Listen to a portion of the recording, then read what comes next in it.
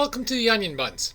So, NHL Trade Deadline has come and gone, and my team, the Edmonton Oilers, has made three significant trades or signings. I'm quite happy about it, honestly. The big one, well, there's two big ones. The first one, big one is from the Boston Bruins, we got Trent Frederic. Now, Trent Frederic is a rough and tough power forward. And any Oiler fan that's watched the Oilers this season knows that this team is really soft. Really soft. Probably the softest I've seen it in a decade. Evander Kane has been injured all season, and that hurt us big time. Darnell Nurse is you could say he's our best defenseman, or at worst our second best defenseman, behind Matthias Ekholm. So you don't want Nurse fighting because he's just too important on the penalty kill, and 5-on-5. He is our top defenseman 5-on-5. So getting Trent Frederic is huge for us for the remainder of this season and into the playoffs. To be honest, I am dreaming of being able to watch Trent Frederic and Evander Kane in the same lineup in the playoffs. Edmonton will be a completely different team to play against. And that's a good thing because right now they're not looking great. They just lost to the Ducks, and no offense to the Ducks, but there is no top 10 team in this league that should be losing to the Anaheim Ducks ever. It shouldn't happen. And they lost 6-2 because mostly they just got pushed around, and Evan Bouchard is terrified of throwing a body check. I don't know, maybe he's worried he's going to chip his manicured nails or something, but he just, in the Anaheim game, he just let the Anaheim Ducks walk out from behind the net unchallenged and score. So getting Frederic is huge for us. Sadly, he's injured right now. It's going to be a couple of weeks, but that is just a great signing. Fantastic signing. The other Boston player they got was Max Jones. I got to be honest, I didn't expect much from Max Jones, but he played last night, and in my opinion, he was one of the best Oilers on the ice last night. He was physical, and when I say physical, I don't mean he's fighting people. He's going into the corners, he's banging legally, and he's recovering pucks. He's playing physical. And contrary to all the analytic idiots out there nowadays, hockey is a physical sport. You need those grinders. So Max Jones, from the little I've seen him, he looks like he's a really solid depth addition to the Edmonton Oilers.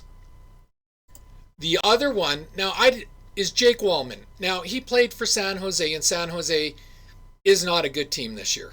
So I honestly didn't watch much of San Jose at all, so I really don't know who Jake Wallman is.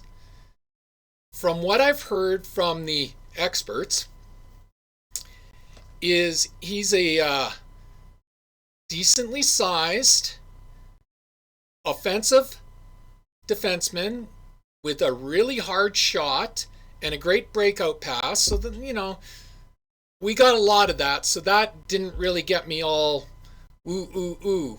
We got Bouchard for the shot, and that hasn't helped us at all this year. And the breakout pass, Nurse, Bouchard, Ekholm, Kulak, they all do breakout passes, so that really didn't get me going. What got me going for Wallman was his size.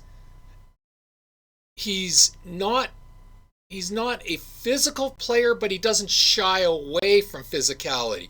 And that's a big difference between him and Bouchard. Bouchard absolutely bails on plays where he thinks he might get hit. From what I understand from the experts, Wallman goes into those plays. But the other thing about Wallman is on a terrible San Jose team, he's only -1 and he plays on all of their penalty killing. And that's huge for the Oilers. So I have really high hopes for Jake Wallman. as I said, I can't tell people I've watched him. I haven't. But from everything I've heard and read today, he sounds like he's a really solid pickup. Now, obviously the litmus test is going to be, can he mesh with whoever he's partnered with? He's a left-handed defenseman. We have a glut of left-handed defensemen, so I don't know if he can play right-handed. If he can, he'll probably be partnered with Darnell Nurse, because Darnell, I feel so sorry for Darnell. He's got a $9.25 million contract that Edmonton fans bitch nonstop about. But Darnell, he always gets like number 6, number 7, number 8 defensemen, but they play in the number 4 role, so he's playing against the opponent's best players with guys that probably spend more time in the press box or in the minors than they do on the main parent team. So it's really unfair to him, like he's carrying 2 people. It's kind of like Ekholm. I feel sorry for Ekholm because he's partnered with Bouchard. His job is to cover for Bouchard's many mistakes. And Bouchard is an absolute disaster defensively.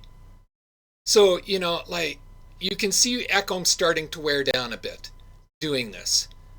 If Ekholm had an actual legitimate partner who knew how to spell the word defense, much less play the word defense, I think Ekholm would be even better than he is now. And right now, it's a toss-up between Ekholm and Nurse on who our number 1 defenseman is. So, yeah. So with Jake Wallman, I have high hopes. Though I'm tempering that because, like, Edmonton is a very heavy analytics team. And in my opinion, analytics screws everything up. Like, you can use them for a lot of stuff, but if you go too heavy into analytics, you just screw it up. And from what I'm hearing earlier today from Bob Stauffer is that Nurse is going to get Emberson. Now, Emberson's a solid number 6 defenseman. He's a young guy. He's still learning. He's still improving. But you throw him into the number 4 role on this team, and there's a very good chance he just collapses because I don't think he's ready for that responsibility. And that's not a slight on him. He is getting better. And maybe in a year or 2 years, he will legitimately be that number 4 defenseman. But I don't think he is right now. But from what I'm hearing is Wallman is going to play with Kulak on the 3rd pairing, and Emberson's going to be pushed up with Nurse on the 2nd pairing. So we're back to Nurse carrying his partner, and yeah, that's been causing us trouble all the year. And again, that's not Nurse's fault. He's trying to change his game to help his partner. And we need to let Darnell play his game. When Darnell plays his game, he earns that $9.25 contract that everyone bitches about. But when he's worried about his partner and covering the mistakes, it's a recipe for failure. So we'll have to see what happens there. But overall, I'm really pumped about these 3 additions. Bowman didn't go crazy and add like 5 or 6 new players like Colorado did. Like, I looked at Colorado and I think they got 6 new players, and it's like, okay, that's like that's basically a third of your lineup you're bringing in.